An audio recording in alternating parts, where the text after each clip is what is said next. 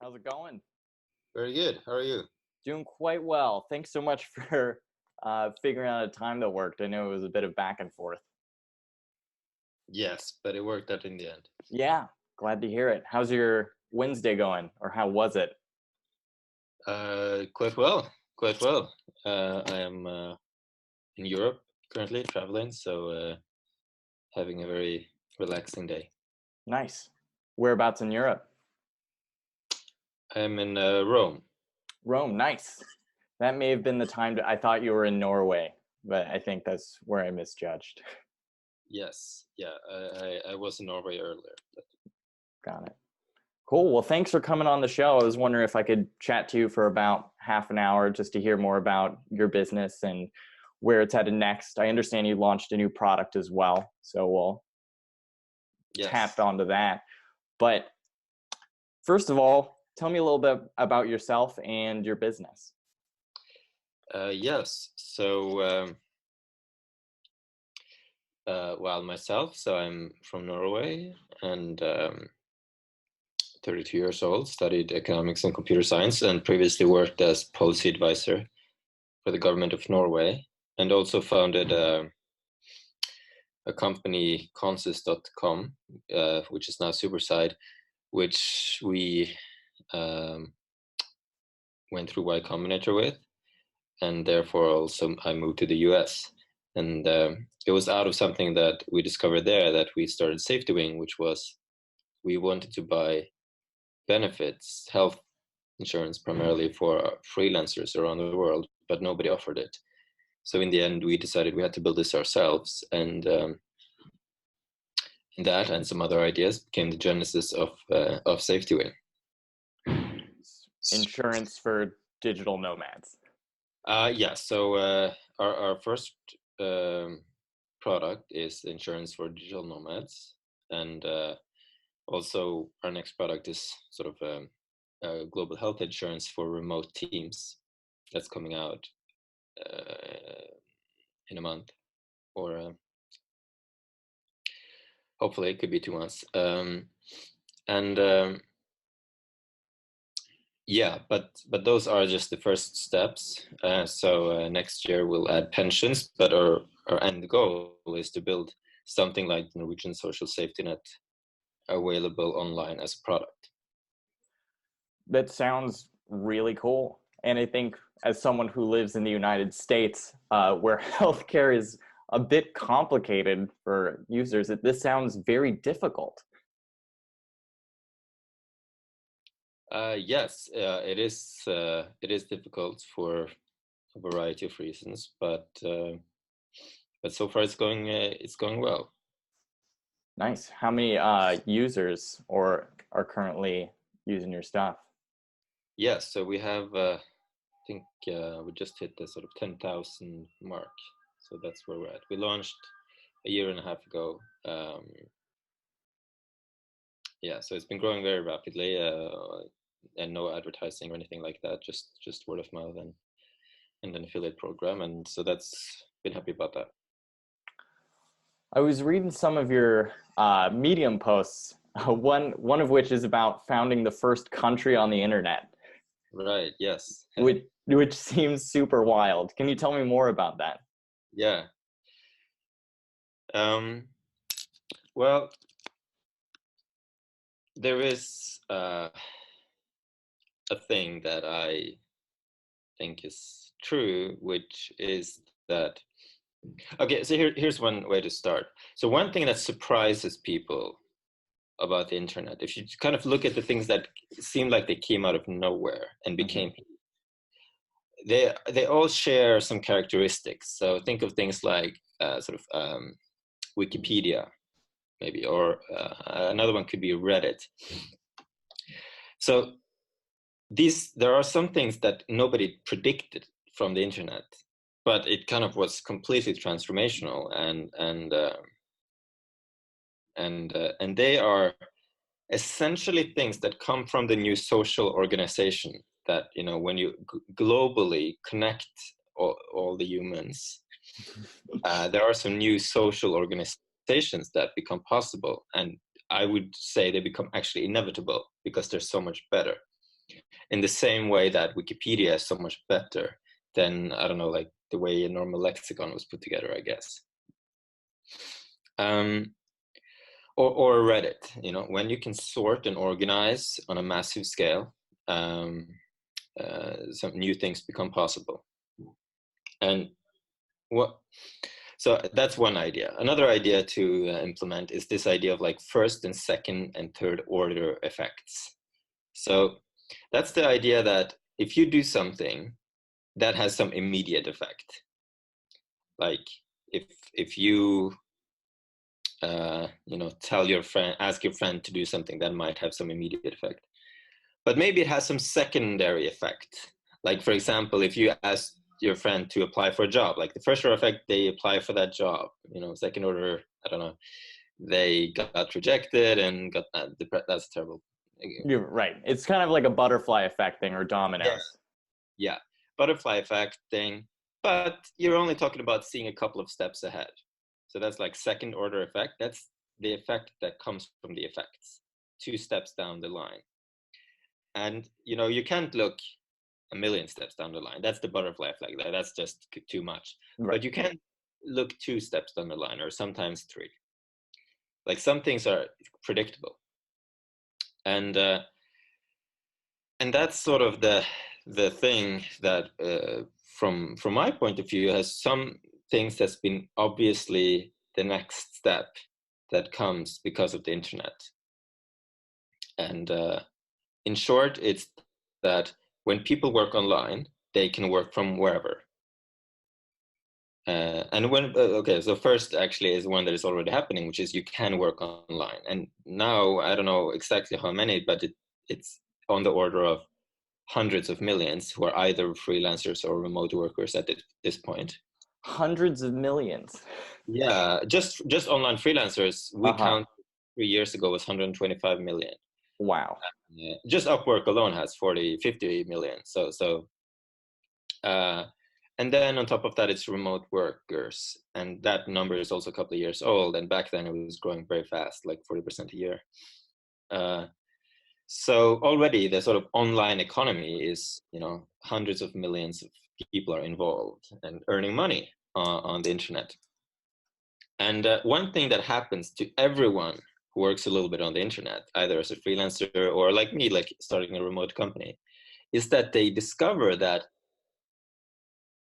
you don't necessarily apply for jobs in your local city, obviously, right? But not necessarily even in your country. In fact, you're kind of agnostic to that. Like, I've been a freelancer and I've been hiring freelancers. I've been even running a freelancer platform, and it's just obvious, right? If you apply for a job on Upwork, you don't care where that person is, as long as you can, as long as it's kind of logistically work out. And similarly, when you're hiring, you don't care where they are. Necessarily, as long as the time zone like vaguely aligns in this language, right? That's the kind of thing you would care about. And what that does is it makes the world just one big global, you could say, as an economist, you would say a global labor market. But it basically is like the internet is a city, or the whole world becomes one city. Where everyone can apply for the different jobs, and that has, you know, some enormous second order effects. So this is something I think is already happening. Of course, not everyone is participating in it yet. It's like that quote, like the future is already here. It's just not evenly distributed yet, but it's pretty far along. And one thing I've experienced I'm explaining you really the fundamental idea. I'm so down. Yeah. Okay, so what happens next is essentially this. As a remote company owner, I can register that company wherever we want. We happen to be registered in the US, but I'm from Norway. And we only register there because Y Combinator requires it. But we could have registered in Estonia or Hong Kong. We have hired people from, I think we're at this point 20 people, and it's something like 17 different countries. So it's like it's all over. And then you might say, like, and our investors are from all over. We have some Japanese investors, US, sort of Silicon Valley, and some Chinese investors. So we have, and Scandinavian.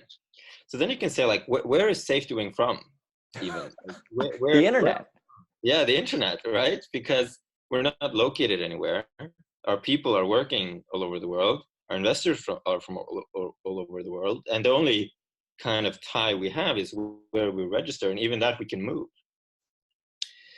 So that's there kind of sums up the problem, and that brings along some problems with it, right? I wish it was easier to hire people across borders, right? When we hire someone, we very often have to set up some kind of contractor agreement, even if they are actually full-time employees, because there's no way to do it. There's no way foreigners who are going to stay abroad in your company. That's true for most jurisdictions. And there are many other problems I could mention, sort of digital nomads face, like visa issues and tax and other things. But yeah, so what I'm kind of sketching out there is you have hundreds of millions of people who are gradually becoming integrated into this global economy, where they're more mobile. They can move, and so they can kind of shop around for a country, and that's what digital nomads are doing. That's what our customers are doing. They often started with getting an online income, and then they're like, hey, I don't have to live here in this place that maybe I don't like that much, and maybe it's very expensive, usually it's one of those two. So how about I just move to somewhere else? And that's what they do. So they're kind of choosing countries almost like products. Yeah. And the same with remote companies. And the second order effect that I hinted at in the beginning, that is that countries will start to realize that they're now competing for these people. They're competing for internet companies and digital nomads, to say it in a very simple way, because that's where the economy is. That's where the innovation is. That's where the future is. And for very forward-leaning countries, they can attract a lot of that. So you see, a lot of internet companies are not registered, evenly spread out the world. They're registered in some countries much more than others. Which countries? Like Estonia and Hong Kong, for example, two big ones. And it's just because it's easy. Estonia really actively got out of after digital nomads and the remote world. But yeah, so but I think that the countries, it's going to be a while now where they will try to compete and become better and attracting this new economy. But why I have an argument that I think that essentially a tech company will actually be the best place to create this sort of country on the internet. And that's because like when someone who lives in Bali registers a company in Hong Kong and they've never been there and they don't plan on going, the geographical location is irrelevant. What is more relevant is really how tech savvy it is, how good they are at software. And countries, they change slowly, both on purpose and because they're big. And so my hypothesis is that maybe we have all these problems now because the world has changed because of the internet, but maybe the best source for the solution isn't to look to the old countries to change faster, but instead build something new. And the people who can do that are the people who are already savvy at tech and internet, and that's tech companies. Wow. So it seems like SafetyWing is almost the first step in terms of being the governance of online cities. Well, no, I should mention that all I described there was a descriptive, what I think should happen, what I think should happen.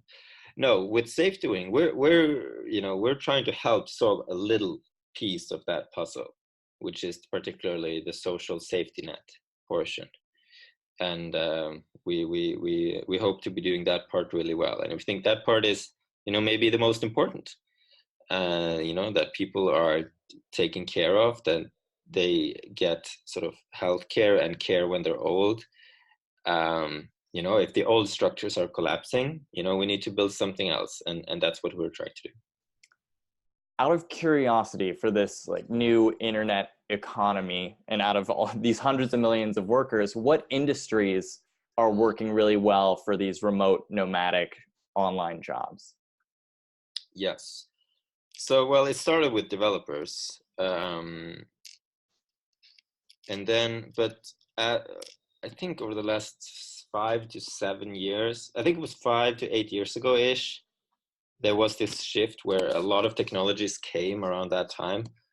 It was like Slack came, a lot of the online collaboration tools in G Suite came then, and good enough video software came, video conferencing software, Zoom. Since then, we've seen just a broad array of occupations grow. So it's been a while since I looked at this, but I seem to when I looked like a year and a half ago, some of the fastest growing occupations were in sales and marketing. So I mean, design and development is in absolute size the biggest still.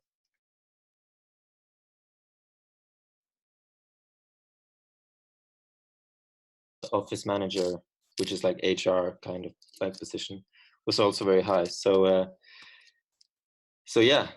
it used to be sales, it used to be design and development, but now gradually, I think all of the things we consider part of a startup is or an office like environment is coming.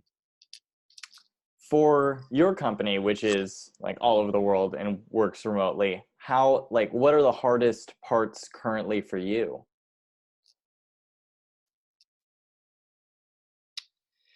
So when you make a remote company, there are some very predictable challenges.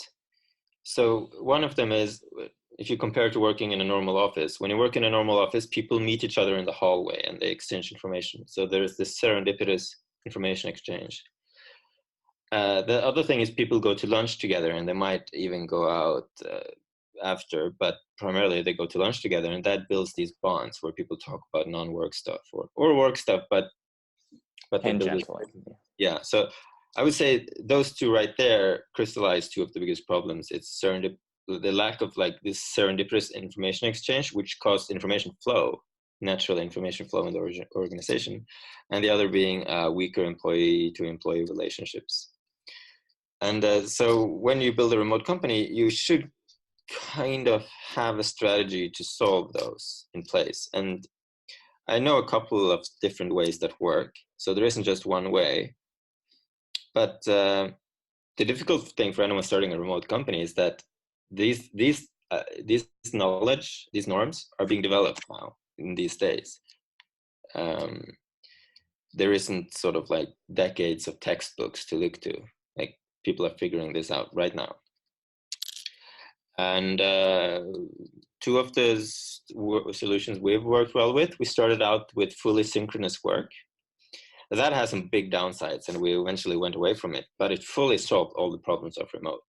So what that meant was we used, essentially when we were less than 5 people, we used something like Google Meets, and we just sat there, like we just had that open. And if someone needed to say something, they would sort of unmute and say, hey, Hans, like, do you have a second for this and this? And that gave you that fully, strong relationships and full information flow. But of course, it has a big downside, which is that you lose the freedom and flexibility, and it works really badly across time zones. And we're in both the US and Europe at that time.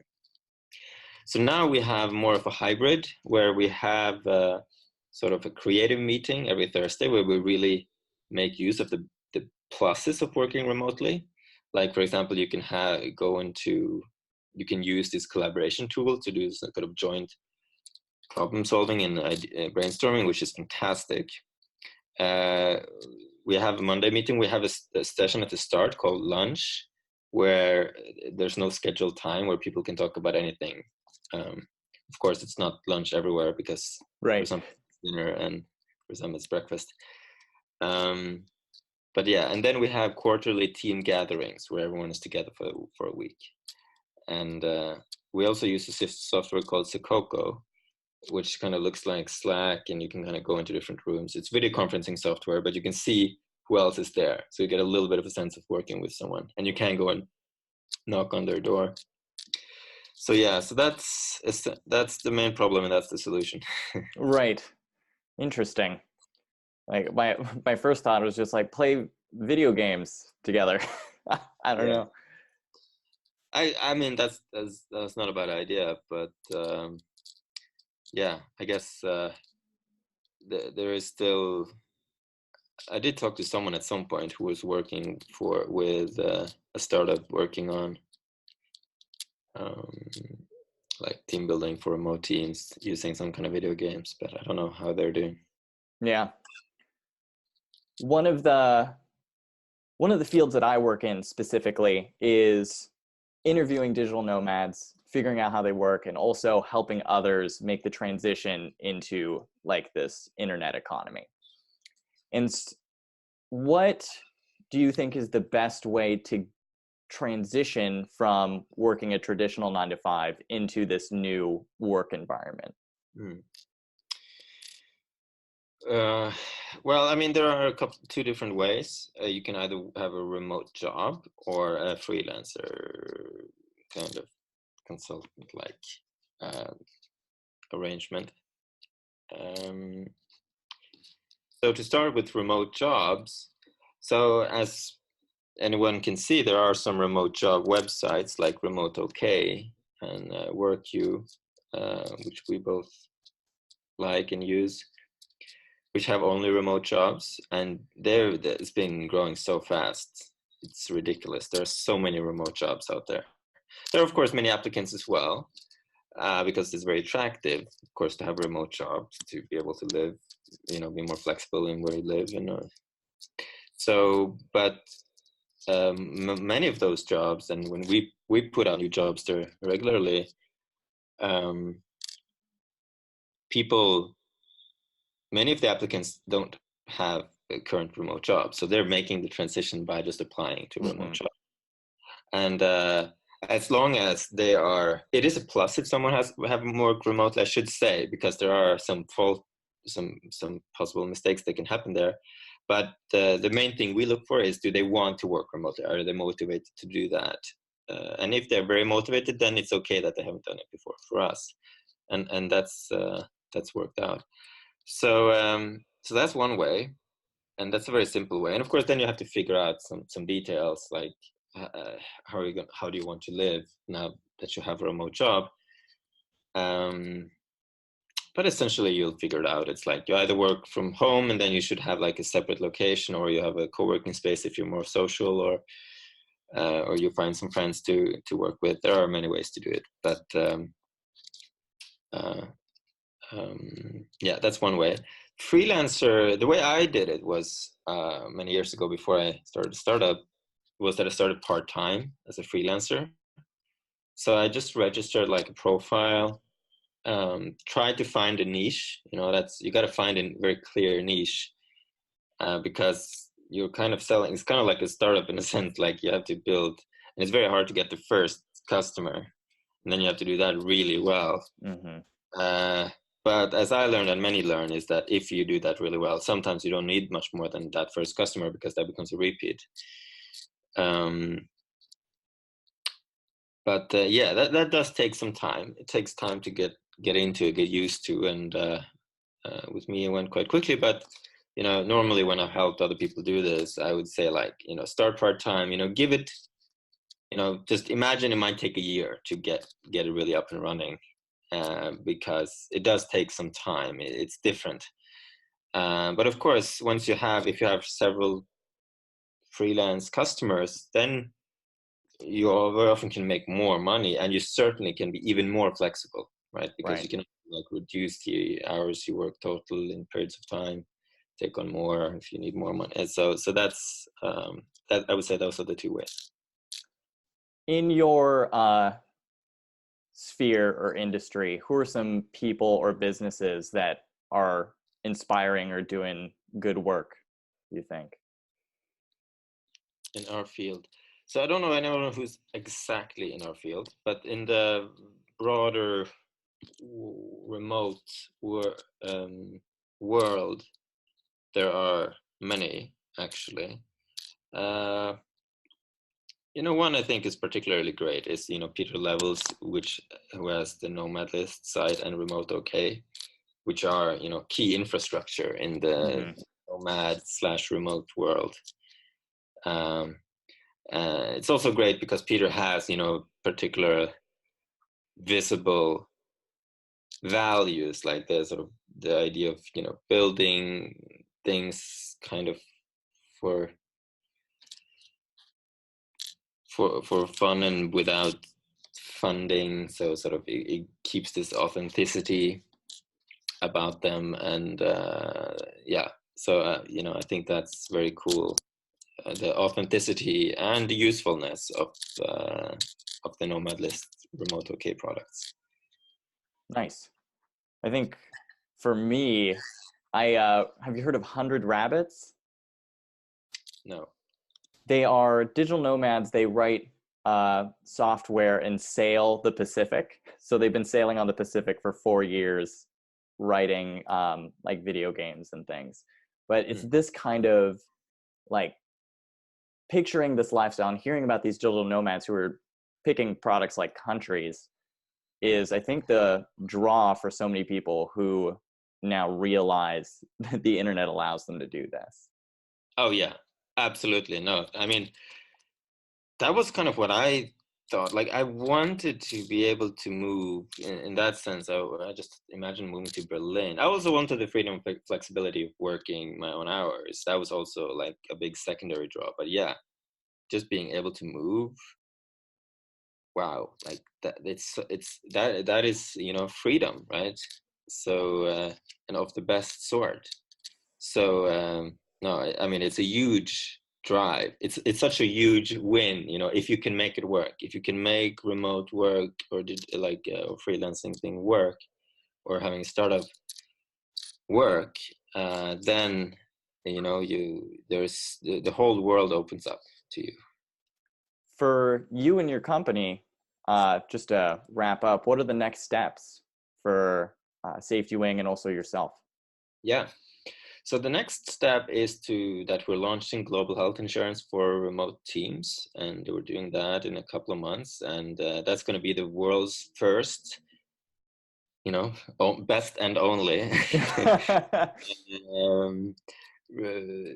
health global health insurance, meaning that if you have an Argentinian in Argentina, or someone in Britain, like in their home countries or anywhere else, they can buy this product, and you as the startup can kind of add your employees or contractors and give them health, dental, maternity benefits worldwide. So very excited about that product, and I think it's gonna make a big difference for a lot of people who work remotely, and very excited to see how it works out, how it's received.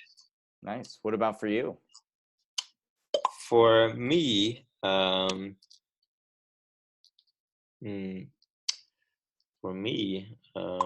well, I guess the next step for me would just be to navigate the next step in SafetyWing's journey, as best we can, and to see what's coming.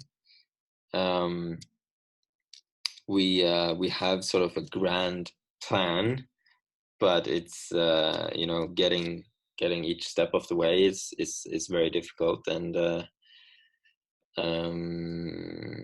so I mean, it's so all consuming that at this point I would say just doing my job the best as possible would be my. Yeah, that makes sense. It sounds big. Yeah, getting better fast enough, that would be my primary goal. Very good.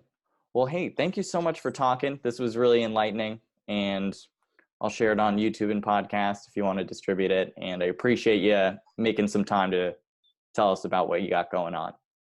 Awesome. Thank you. And good luck with the podcast. Oh, yeah, absolutely. All right. Have a good one. Have a good one. Bye-bye.